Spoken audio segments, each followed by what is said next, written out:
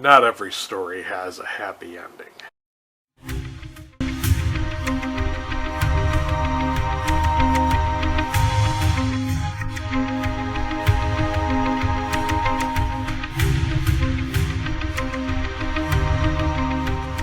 Hey all, it's Dan, Book Nook Noggin here with another book review, and this time I'm here to review Tiffany McDaniel's The Summer That Melted Everything, which will be right up over here.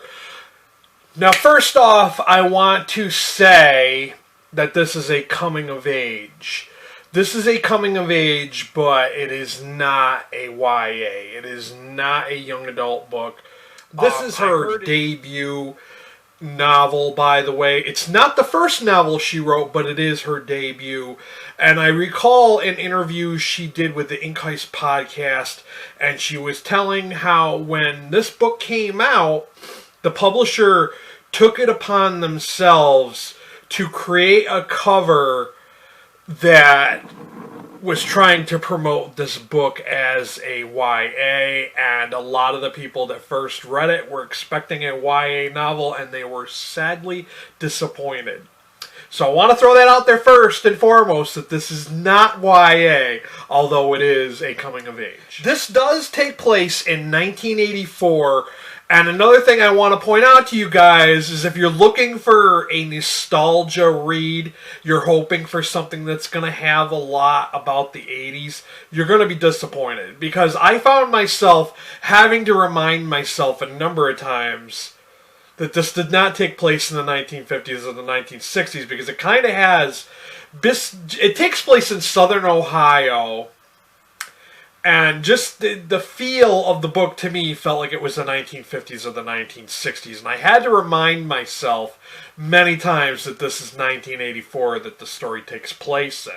Sometimes this book reminded me of To Kill a Mockingbird, and I think that's why I had to keep reminding myself that it was 1984 and not the 50s and the 60s. And other times, this book reminded me of the film My Girl, especially the tragic scenes that happen in this book. Trigger warnings. I gotta give you trigger warnings. There's homophobia, there's racism, and there is the abuse of children, and there's suicide. This book is full of tragedies.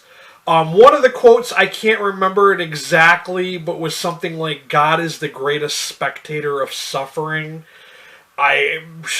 Oh man, so many tragedies. The prose is beautifully written. Tiffany McDaniel can write the saddest things the most beautiful way. I was floored by how beautiful the prose was while telling this story. The story comes to us from a man named Fielding Bliss, who we learn later that he's an old man. He's like in his 80s, and he's kind of looking back at the summer of 1984, the summer that melted everything.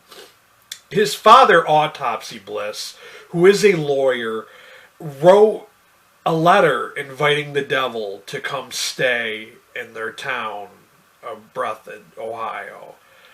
And Fielding one day is walking to the courthouse to go meet his dad, and he finds this strange, unusual boy just kind of hanging out in front of the courthouse. He's holding a bowl and a spoon, and he tells Fielding that he is the devil. One thing kind of leads to another, and I'm gonna tell you all, you've got to pay attention to every detail that's going on in this book. Because I feel like if you overlook something, if you don't pay attention to the little things that are going on, you're gonna be wicked surprised and wonder what the hell happened when you get to the end of this book. Because you kind of have to pay attention to all the details. You have to pay attention to all the details because the story is not really 100% linear. It jumps back and forth between time periods, and I gotta know if there's some kind of significance, because Fielding in 1984 is 13 years old. And it's always mentioned that it's 71 years later when he's looking back on this, so he's 84. And I kind of wonder if there's a significance to the number 84, since it's the summer of 84 and he's 84 in the future telling the story. It's there, like I said, there are so many tragedies. You're gonna bawl your eyes out sometimes reading some of these stories. Some they're just so sad.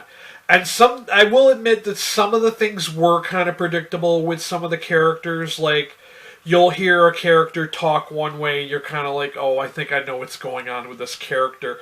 And then it's sometimes you think you know what's going to happen to that character, and then something totally different happens. So it's not 100% predictable, but it is 100% sad and tragic. I don't know if enjoy is the right word to say. I liked this book. I liked it. I thought it was a really interesting book. I'm currently reading her Betty, but I'm not that far into Betty. And one of the things I have to give Tiffany McDaniel props to is that she knows how to write father figures. Like, these dads, they care about their kids. And, like, the dad in Autopsy Bliss is one of those dads. He would do anything for his kids. The mom is a shut-in, which is kind of different and kind of strange.